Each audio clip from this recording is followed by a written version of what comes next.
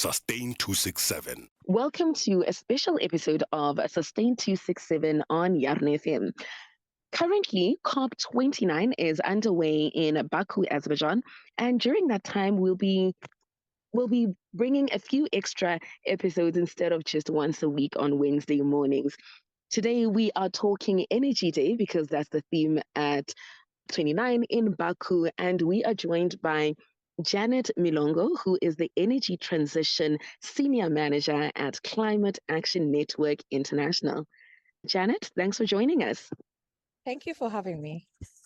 All right, getting straight to it. Why is the energy conversation important for Africans, in particular at the COP29 space? The energy conversation is important because, as some may know, there was a commitment secured at COP28 last year in December in Dubai that countries committed to phase out fossil fuels and phase in renewable energy. And that was a mere commitment, and we did not have the enabling factors to make it happen. And so this COP, the COP29, is dubbed the Finance COP, where basically a lot of the conversations are revolving around finance, especially around the new quantified qualitative goal, otherwise known as NCQG.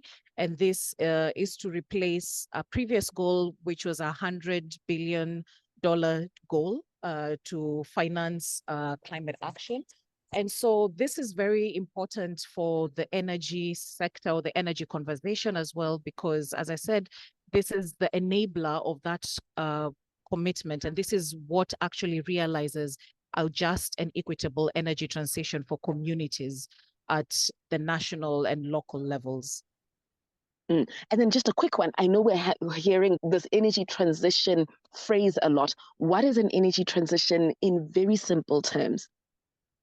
The energy transition is a transition away from traditional fossil fuel based systems into a clean energy system, which is based on renewable energy. And why we call it a transition, of course, is the shift of the actual resource, and also just a shift of practices, a shift of approach. And really the new system that we're working towards is aimed to offer better for lives, for livelihoods, and for biodiversity. So really a difference that is tangible and meaningful and felt by every person and every day. Thank you so much for that bit of background. Now bringing it back to Africa, what would a win look like for us at COP29? You've said why it's important. If next week on Sunday we were to say this has been a win for Africa when we look at the energy agenda item, what would that look like? We're looking for finance at scale at this COP29, and this would be a huge win for Africa because the finance obligation is not one that hangs in the air. It stems from other obligations. Really, the global north or the developed countries owe an obligation, financial one, and along with other means of implementation to the global south, or rather the developing countries. And so getting a finance at scale at this COP29 means that basically Africa will get the means of implementation of the energy outcome or the energy commitment that was secured at COP28. And as I had mentioned, the transition means a betterment of life. So essentially, COP29 outcome means or will determine what that betterment of life looks like, because the transition needs to be funded. That is the pillar, that is the foundation, that is the enabler of having all of these things become a reality. All right. And we know that you are there representing us, pushing for Africa. We know why it's important for us, because nearly 600 million Africans don't have access to electricity. So even though we are not in COP with you, this is something that will serve, the win would be a win for us as a continent. As people who are not at COP29, how can we contribute to making sure that we secure that win? The best way to do this is to raise voices and to pile on pressure, even from miles away from the COP29 negotiations happening in Baku, Azerbaijan, right now. And the easiest tool to do this would be through social media. And I would encourage all the listeners to follow the hashtag #PayUp.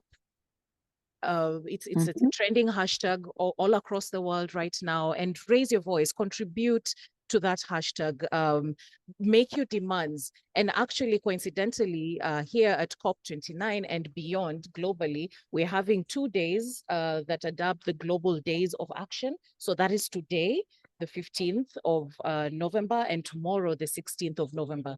So these 2 days especially, but not exclusively, should be days that we really raise our voices and we really put forward our demands. We really outline the type of future that we want and the type of outcome that we want out of COP29. Because realistically, not everybody can be at COP29 in person, but we can all participate from whatever corners of the world that we are in. Thank you so much, Janet, for that. And thank you to the listener for listening. We got a bit of homework there. So follow the Climate Action Network international social media pages. And then today and tomorrow, so 15th and 16th, is Global Days of Action on social media. We need to use the hashtag #PayUp so that we can get closer to that energy win at COP29 for Africa.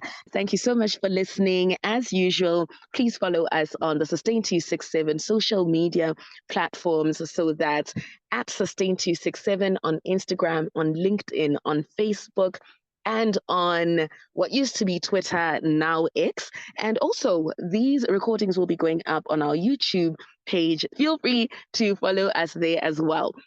We'll chat to you soon, still at COP29. Take care. Sustain 267.